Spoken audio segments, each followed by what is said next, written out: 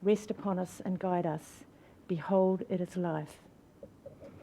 So welcome everybody. I'll declare this meeting open, and it's great to be back in the Regional Council again, as we have been many times before. So I'd like to start with, are there any apologies? No apologies, no. Are there any conflicts of interest? No. Public forum? Not. Okay, do we have any announcements by the Mayor? I think Deputy Mayor Brosnan wanted to make an announcement. Kia ora, thank you, Max. Just wanted to give councillors an update on the Zone 3 meeting that councillors Crown, Crystal, Mayor Wise and myself attended last week. So we met at Ruapehu and were hosted by the Ruapehu District Council, and they were very hospitable to us. We had an agenda which I'm really happy to circulate to all councillors. And I just wanted to pick out a couple of highlights from the meeting. So we had an update from the new President of Local Government New Zealand, and ran through, so that was Stuart Crosby, and ran through the remits that we had all seen from the AGM and how they were working with central government. At that stage, we didn't have ministers appointed yet to the various portfolios, so that's now since happened. And a big part of what Stuart was planning to do was to meet with, obviously, our local government, Minister for Local Government, once they were appointed, and set the priorities for local government with them. So that's great, that's now happened. We had presentations from Dr. Renee Halberley, and he's from Switzerland, and ran us through some energy to waste options and got us thinking, especially in Hawke's Bay, around that Waste Futures project that we had done significant work on, I think, 3 terms ago, but just giving us some food for thought as the Waste Committee to possibly relook at some options in that space. One of the key highlights was a presentation that we received from the economist from ANZ. She was fantastic and was really running through the COVID response around the country and what people's confidence levels looked like. She was a great presenter, and we'll actually keep her name because I think she would be great to touch base with council maybe every 6 months or so as part of our recovery. But basically, I think a summary of her presentation was that everyone, in terms of business confidence and personal confidence around the country, are doing things that they shouldn't normally be doing at this time in a technical recession. So everyone's spending, business confidence is up. You're seeing a lot of rebounds in retail and all of the sectors she kind of ran through, and it was really interesting and really encouraging. So she said, whilst we're in a technical recession, no one's behaving like we're in a recession, which is good for recession recovery. We then had a round the table conversation with all of the councils that were in attendance, and one of the highlights I think for that was Palmerston North District Council. I'm just looking at the colleagues who attended.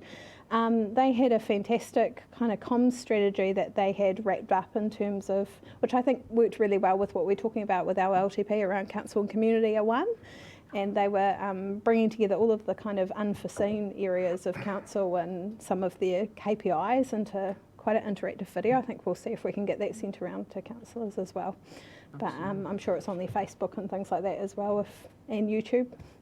So yeah, a really successful Zone 3 meeting. All of the remits, which I'll circulate, were passed. And we received lots of other updates, like we were at with Three Waters. Mayor Alex Walker spoke to that for our region. And yeah, it was a great meeting. Cool.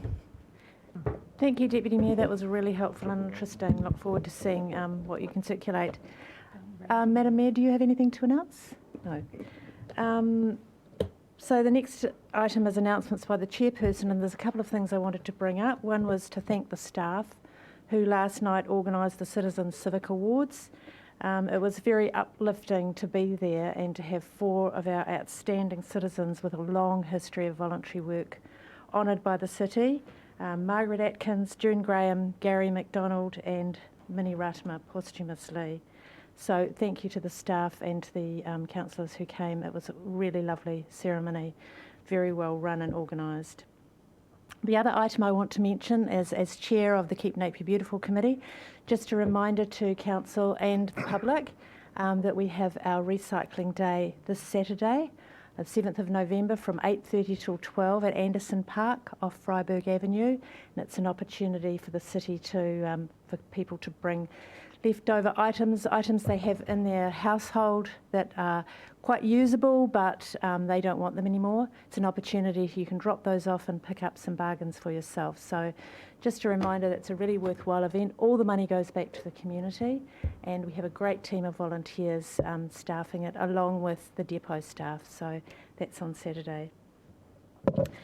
Okay, so announcements by the management. Steve Gregory, Manager of Business and Tourism, you'd like to make some announcements. Thank you, Madam Chair. Kia ora, councillors. Yes, look, so we have got some very favourable and positive results coming through for this financial year to date. We've had some record quarter ones, and we're tracking with some record financial years. So the highlights out of this are, so Kennedy Park had a record quarter one. They are 6% up on 2019-2020.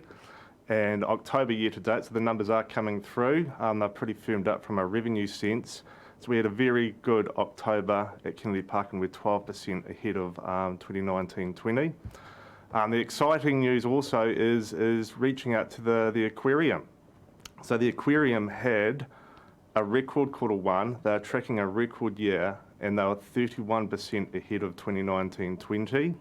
And year to date, they're tracking 30% ahead of 2019-20. So look, I'll go through the other business units within the portfolio, but this really does lay foundations from our incredible sales and marketing campaigns that we have been doing throughout the financial year to date. And I think it's a real reflection on all the teams throughout the portfolio of the emphasis on customer service and delivering what our customers are wanting and needing.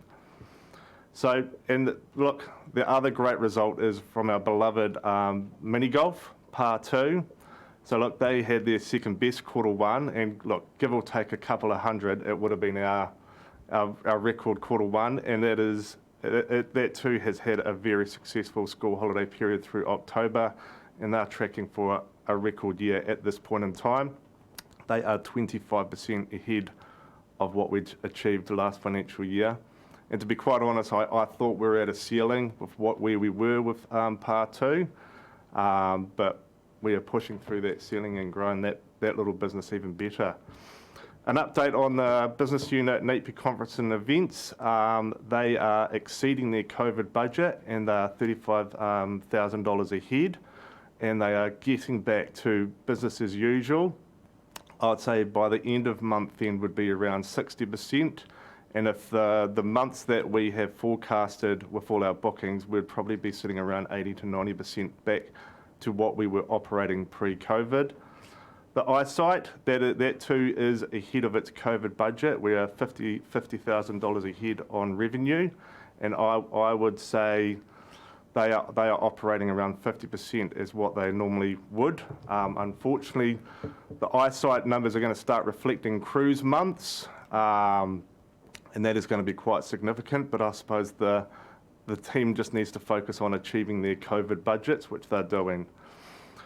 The Napier Municipal Theatre, this is the first month that we have locked in some good product, and right through to the end of financial year, with an exception to probably January and February, we are seeing some solid months. So the theatre is coming back to life as well. So look, from a very high level perspective, out of all that, from a gross revenue perspective, we are only $600,000 down compared to what we were this time last year.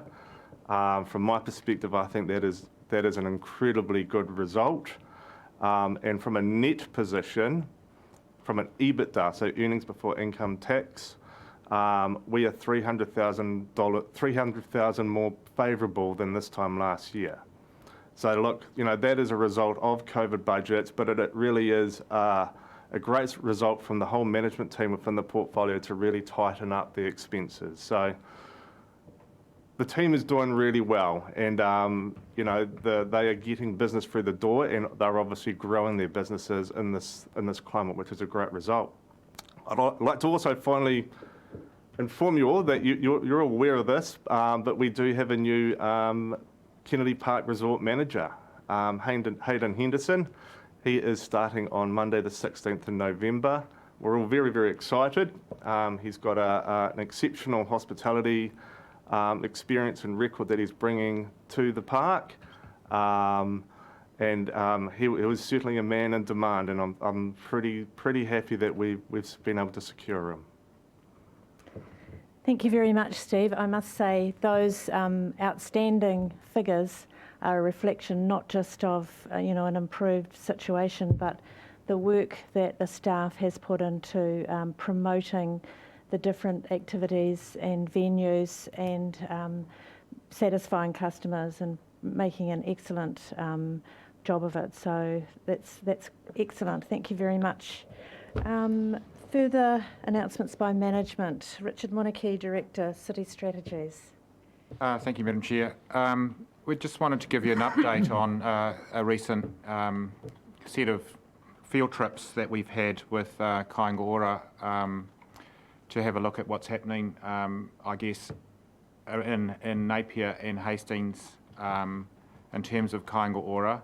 And we also went to Auckland to have a look at that too, because there is a great pressure on our community to be able to have public housing available, and we obviously are in that spot where we have to be able to work together to find opportunities.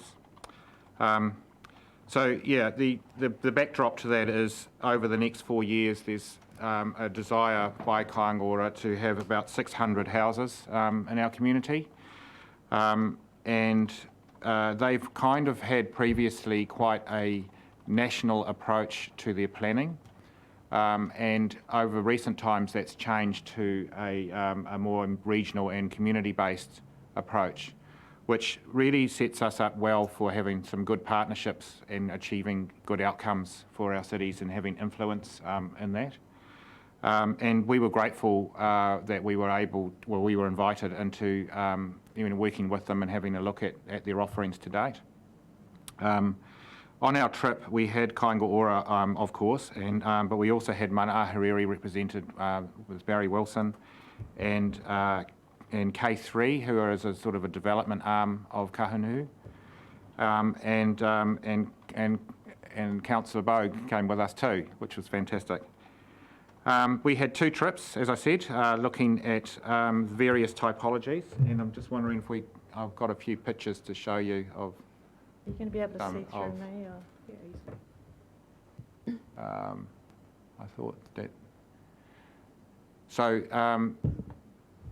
this is all backwards somehow. Anyway, that's okay. This is Auckland, and that was one. That was. This was in Waterview, and this particular offering had quite a mix of some really big.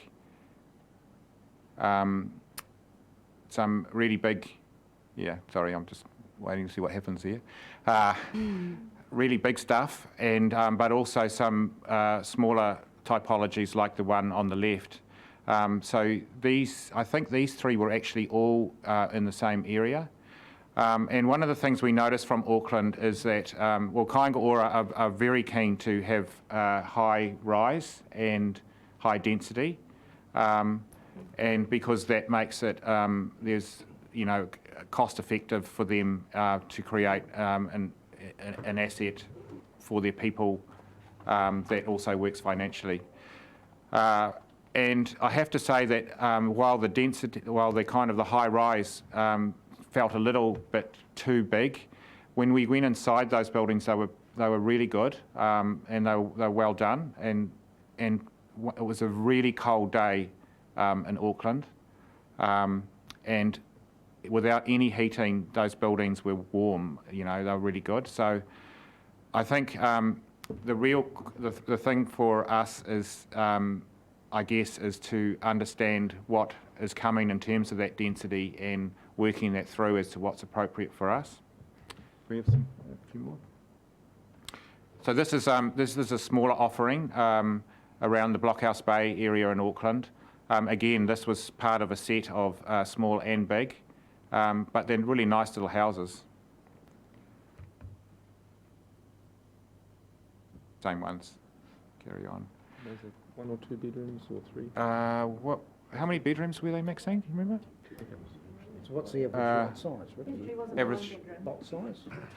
Most of them have very little, and they're conjoined, and they often have a sort of a commons associated with it. Yeah. This was when we went to a kind of a community centre in, I think it was Mangere.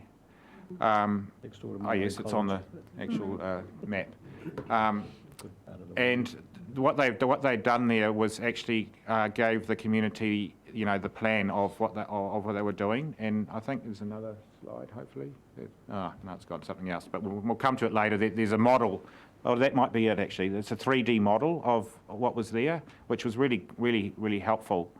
And I think because you could actually see what was going on, and I think the community were coming in and asking questions about, what was going on too, and what sort of tenure those houses were, because some of them were kind of Kiwi build style as well.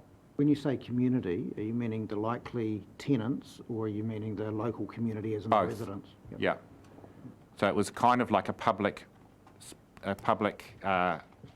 space that probably the predominant would be the tenants community, because they were looking at those buildings, but also I think it was very open to the public. Yeah, and they had a community officer there specifically geared to working that through with the community. Next slide. Yeah, these ones were kind of pushed the edge, I think, for us in terms of whether they were appropriate or not for our community. They felt a little bit ominous. And what's that? Would they meet the district plan? Probably not at the moment, but the thing is that at a national level, there's also, we've been traversing things like the parking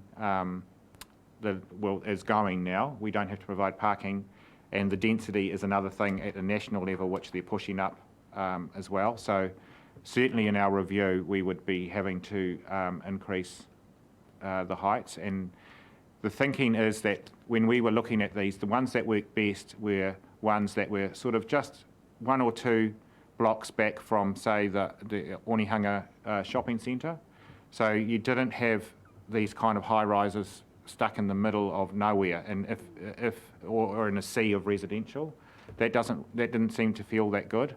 So that's another thing to think about, is if we do have the high rises, is to have them close to the CBD or Mariwa or Taradale. Yeah, but this was kind of like tolerable. They were actually higher ones than these, but probably the very edge of what we would think is appropriate. But they were good inside. They were really good buildings. So were your concerns the number of blocks co-located or the size of the individual blocks? I think it's just the scale. I think that, as I say, like if it's closer to the city centre, it's okay. But if the scale of it is just too big, in terms of a residential area where everything else is no more than 2-storey, and even not much of that, So yeah, it's more that overall scale. It's not massively dissimilar to Humber Street, though, is it? No, but Humber Street is, I guess, in that in the Ahuriri area is a little bit different because of the sort of types of buildings that are around that. I wouldn't call that a residential area. You've got the manufacturing right next door. Yeah, and this is the sort of so they have some small houses next door to those, but this is the sort of thing that they're looking at. Probably a better older version of Carnell Street style. Yeah.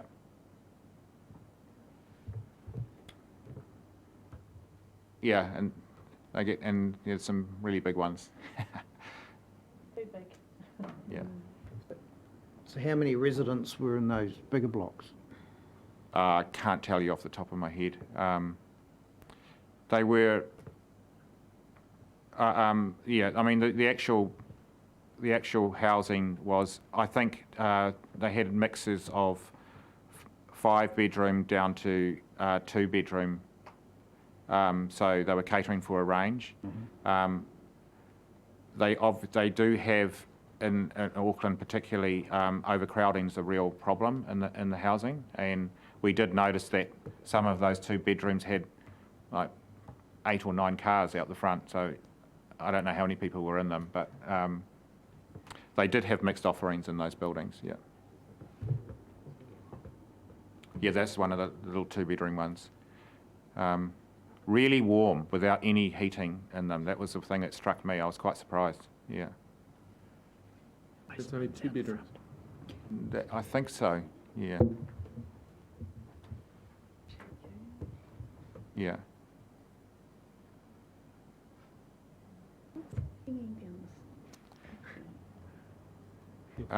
A tiger, I think. Yeah. Mancoon. Yeah. Hopefully not a kid Yeah. in a onesie. I think this was the one that was quite close to the shops, which was, and that felt really good. That one felt really good. Yeah. It's really high quality. Yeah. So I think for us it was on these trips. It wasn't just looking at the buildings, but creating some of those relationships with the key people, and it puts us in good stead going forward because now we know we've all seen the same sorts of things. We know that Kāinga Ora will come and pressure on us in terms of the density, but we also have seen what it feels like and what it looks like, and we have some of our or some possible partners on that bus as well, in terms of Gary Wilson and co, which was really useful to be able to, talk through some of those things. Thank you for that. Yes, it was a very interesting journey. We also had visited new developments in Hastings previously. Yes. And those were smaller. They weren't the big three or four stories. They were, and I did have some pictures there, but I don't know what happened to them. But anyway, they were sort of a little bit like those houses that were in there. But they're that's a nice it's nice work too, isn't it? Yeah. Yeah. We've got some a bit like that on Kettle Crescent that face onto Latham Street. They're housing New Zealand homes that were done about 5 years ago, similar to that. So, yes, it was very exciting. And of course, Georgina and Natasha were with us as well. So there was a good team from Napier. So thank you very much. Unless there's any other questions, that's great. Madam Chair, could I ask 2 questions? Sure. With regards to, congratulations to our team on the achievements on exceeding their budget in this environment.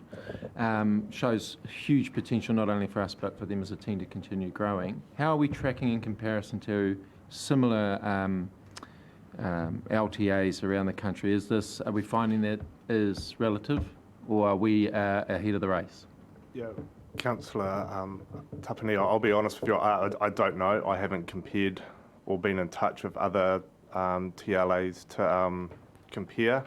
I still think the likes of Rotorua or Queenstown are still struggling. I have read that the events and conferences businesses are really picking up, particularly up in the likes of Hamilton and Auckland.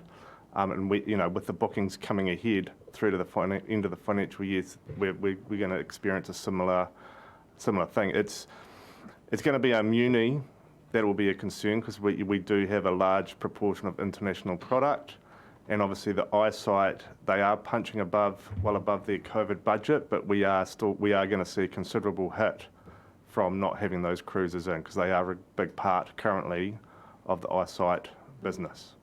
Awesome. Nonetheless, congratulations to you and the team on fantastic effort. Kia ora. Thank you. Richard, my next question is to you, Ihua, with regards to the conversations, sorry for our public, with regards to the conversations with Kāinga Ora and their current focus on efficiency and intensity, are they also providing solutions around the social problems that come with intensity? I think that was why they wanted to take us on the trip, to show that the developments that they were doing kind of had advanced, say, from the Carnell Street kind of flat situation. They had commons, and they were trying to show us that there was some effect on good design, and particularly at that first in that community space. It was clear that there was a sort of their pastoral care was there as well.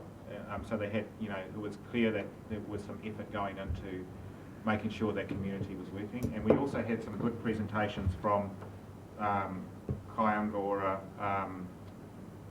kind of the, I don't know what exact position it was, but they were looking after a particular development, and they spoke to us about how that community was working and how that was going. So I think they're trying hard to do the right thing. Yeah. Thank you. Right, thank you very much. Right, moving on. Confirmation of minutes. Would somebody like to move that the minutes of the Napier People and Places Committee meeting held on Thursday, the 24th of September 2020 be taken as a true and accurate record of the meeting? Moved by Councillor Mawson, seconded by Councillor Wright. All those in favour say aye. Aye. All those against say no. Carried. Right, our first agenda item is the 2021 Celebrate Cultural Diversity, and Tiffany Mackenzie will come up and do you want to speak a little bit about this, Tiffany? Sure. Okay. Morena, I just am here to seek approval from you guys to apply for some funding for our Celebrate Cultural Diversity event in May of next year. We have some funding from our existing budgets, which we used for our first one in 2018. As we run this with the Hawke's Bay Settlement Forum, which we're a part of, and one of the other members of that forum, the Citizens Advice Bureau, applied for some funding from the Ethnic Communities Fund for the event in 2019 and was successful, but they are not able to apply for that funding for us for 2021. So we wanted to apply through council, if you guys are happy for us to do that. It just means that the event can be of a bigger scale and hopefully make it a bit, include more people in the event. Yes, Deputy Mayor Brosnan. Thank you. Thank you, Tiffany. You've obviously had a look at the criteria for the funding, and public organisations meet the criteria of people they will fund? Yes, the funding has changed a little bit from when we was successful last time because of COVID-19. So part of it is now actually suits us a bit better, I think, because we have a lot of organisations that come along to support people and get them together and let them know more information about what they have access to. So hopefully, but we are definitely eligible to apply. Thank you. Councillor Simpson. Yeah, just a question around risk. It's not raised, although the weather is. If you are unsuccessful in getting the funding, what's plan B? So we have some internal funding from Community Services puts in 2,000 and then City Development puts in 2,000. So if we were unsuccessful in funding, we would have to scale the event down to the 2018 version, which was done at $4,000. Okay, so that's mentioned in the report, the $4,000. So it's, if you miss out on the 6, you just stick with the 4. Yes. Mm-hmm. Any other questions? Yes, Councillor Brown. Kia ora. Just checking, is it 6 or is it 10 on top of the 4 already? So we would apply for, we can apply for up to 10. So in the past we've received, oh gosh, I don't want to get it wrong. So in the past we received 6. So I put in here to apply for 10 this time. So when it says up to, does that mean that you'll spend the money and then sort of apply for the reimbursement and anything that doesn't get spent No, isn't so applied for, or? sorry. No, you're right. Sorry. I put up to in this in case so that we have some flexibility when we're applying to use the council's Funds. motion. Sorry. So when we use this to apply, if I say 10,000, then it has to be 10,000. But if we Right. say up to, and then we decide to apply for 6 or 8, then we can still use the same council procedure. Sweet. Any other comments or Yeah. questions? Can I just Councillor seek Simpson, clarifications yes. through you, Madam Chair? So what are you budgeting to spend on this event? However much we receive, so we will apply to, the plan is to apply to the Ethnic Communities Fund for the $10,000 on top of the 4 that we have. So you're anticipating to spend 14,000 if you can If on we this can, event? to Yep. really scale the event up. Okay. If we receive less, then we'll scale the event to however much we receive. Any other questions? Yes, Councillor Brown. What, the Ethnic Communities Development Fund, I'm guessing that is a council fund? that was No. spent- No? It's the Office of Ethnic Communities, which is part of Internal Affairs. It's central government funding. So the paper's asking for I'm just trying to get my head around what that it's asking for permission for you to go and apply to another organisation for Yep. funding. On our behalf, yep. Right. So we endorse it, support it. Yep. External. Any other questions? Well, I must say, as someone who's been to the other 2 events, it's a wonderful opportunity to acknowledge and showcase the diversity in our city, and I really look forward to seeing it again next year. I'm glad it's become an annual event, something we can be very proud of.